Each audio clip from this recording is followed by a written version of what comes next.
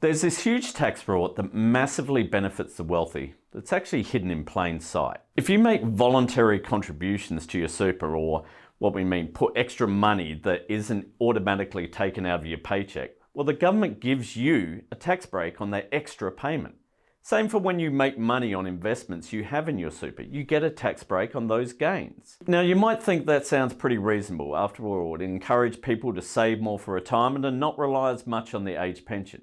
But here's the thing. If you're wealthy, you can afford to put more money in your super voluntarily and therefore benefit more from the tax break. So how much more do wealthy people benefit? Well, in 2020 to 21, more than half of all the superannuation tax concessions went to the top 20%.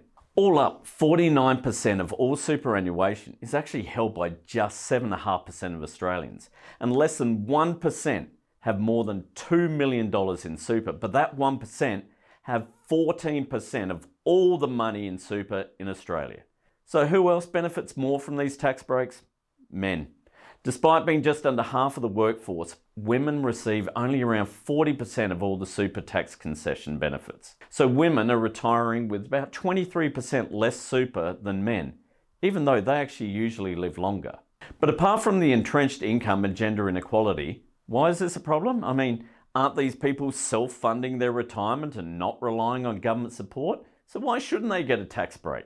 Well, here's the thing. Last year, super tax concessions cost over $54 billion in foregone revenue. And that's almost as much as all Commonwealth funding for assistance for older Australians. By 2045, super concessions will cost the government more than the age pension. So they're not exactly self-funded retirees, are they? A limit on these tax breaks given to those on the highest incomes and to people who have so much super that they don't qualify for the age pension would actually mean that money could be invested in services like aged care, healthcare, or education. Something other than yet another tax break for the rich. Thanks for watching. Visit australiainstitute.org.au for all our latest research, commentary and analysis, as well as details for upcoming events and webinars.